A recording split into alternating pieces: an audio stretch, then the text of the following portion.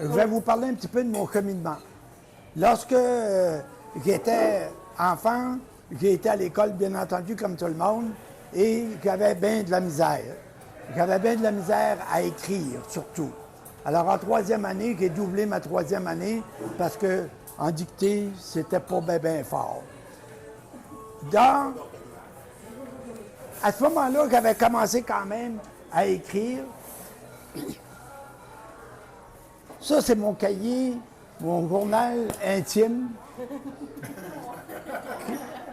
que j'ai écrit.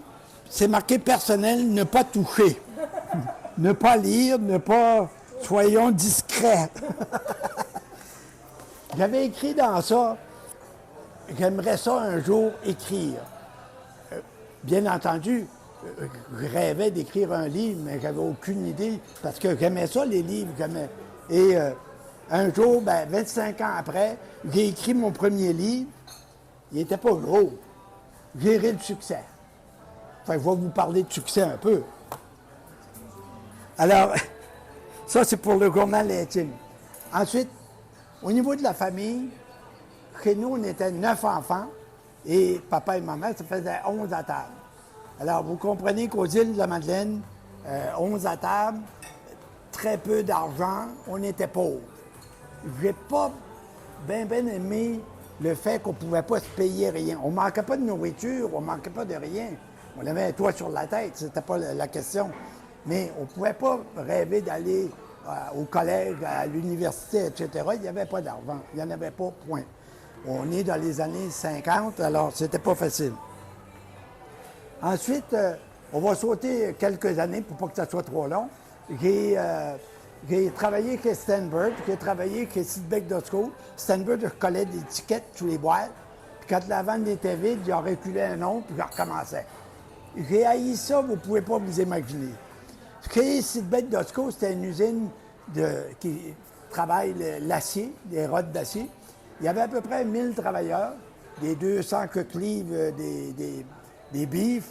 Moi, j'arrivais, puis il m'envoyait sur le moteur, lui huiler le moteur, puis il partait le moteur, puis je sautais à terre. J'ai détesté ça aussi. J'étais pas très bon. Alors, ma belle-mère, parce que j'ai rencontré ma charmante épouse depuis 54 ans, je pense. J'essaie de... Hein?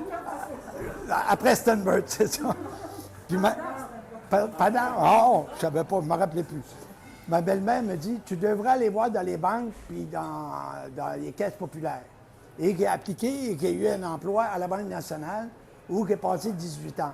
Ça a été le cadeau de ma vie parce que j'ai pu étudier au HEC par les soirs. Je n'avais pas été à l'école à part que faire mon secondaire.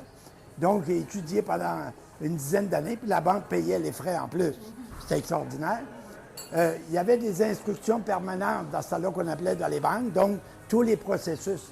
Bien, moi, je peux vous dire que ça n'a pas été long, j'étais responsable de classer les processus qui évoluaient tout le temps.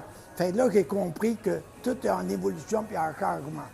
Et par la suite, je suis devenu de commis au comptoir, bien, je suis devenu directeur de la succursale 5-6 ans plus tard. Et après, j'ai été sur le comité des ressources humaines parce qu'ils voulaient toujours avoir des employés pour conseiller. Là, on recule pas mal d'années, là. C'est pas de même aujourd'hui. Et j'ai été sur le comité de construction du 600 de la Gauchetière, qui a été le siège social de la banque. Donc, le petit cul qui disait, je pense qu'on devrait avoir ça, mais tu parles pas fort parce que tu connais rien. Mais il voulait des représentants des employés à tous les niveaux. Donc, directeur de succursale, je suis devenu directeur de compte. Et lors de la fusion de la BCN et de la Banque provinciale, qui s'appelle la Banque nationale, mais là, j'étais directeur de compte. Et là, j'avais un immense bureau. C'était extraordinaire. Et qui faisait du financement d'1 million et plus aux PME. Alors, demandez-vous pas pourquoi j'ai tombé dans le domaine de la PME. Par la suite, j'en ai mangé. J'en ai lu des états financiers, puis j'en ai lu des plans d'affaires, puis des plans stratégiques. Puis là, j'étudiais ça au HEC, ça fait que j'ai tout appris ça. Et j'ai eu du plaisir à mourir. Mais, 18 ans après, j'avais plus de fun. Je n'apprenais plus rien. C'était devenu une routine.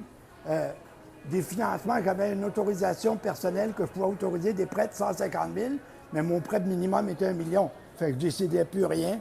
Fait que m'étonner, puis j'ai décidé de partir à mon compte.